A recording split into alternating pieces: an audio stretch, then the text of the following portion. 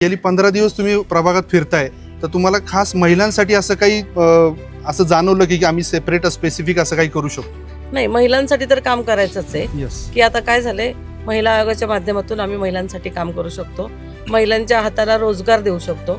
शासनाच्या मार्फत काय झालंय, म्हणजे आता जे खरंच आहे, लाडकी बहिणीने खूपच आनंदी झालेल्या आहेत महिला. बरोबर. मग त्या महिला आनंदी झालेल्या आहेत, तर त्यांना थोडंसं कामाकडे वळवलं पाहिजे. की असंही नाही की त्यांना सवय लागली पाहिजे की नाही गव्हर्नमेंटकडनं येते तर आपण काही करायचं नाही. बरोबर. तर ते गव्हर्नमेंटकडनं येतं ही आपली भाऊबीज आहे, ओवाळणी आहे.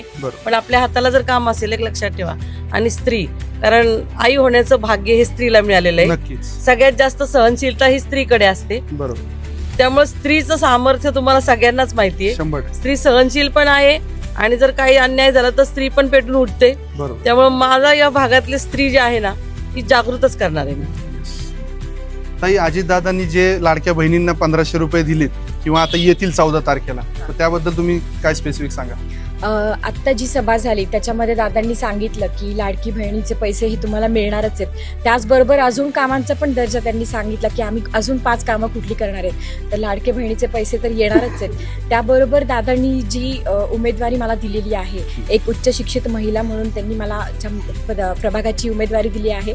तर मी तुम्हाला नक्की सांगते की या प्रभागाने एक उच्च शिक्षित महिलेला महानगरपालिकेत जायचं ठरवलंय, पाठवायचं ठरवलंय.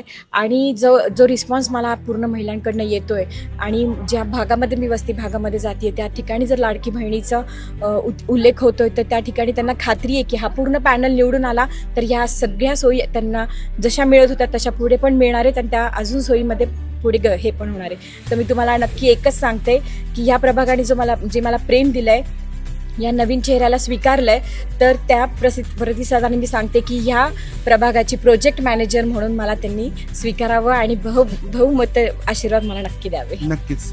तर आमच्या KDF टीमकडनं आणि दृष्टिकोन चॅनलकडनं तुम्हाला सगळ्यांना शुभेच्छा, आणि नक्की 16 तारखेला पुन्हा एकदा भेटू. थँक्यू. Yes, thank you.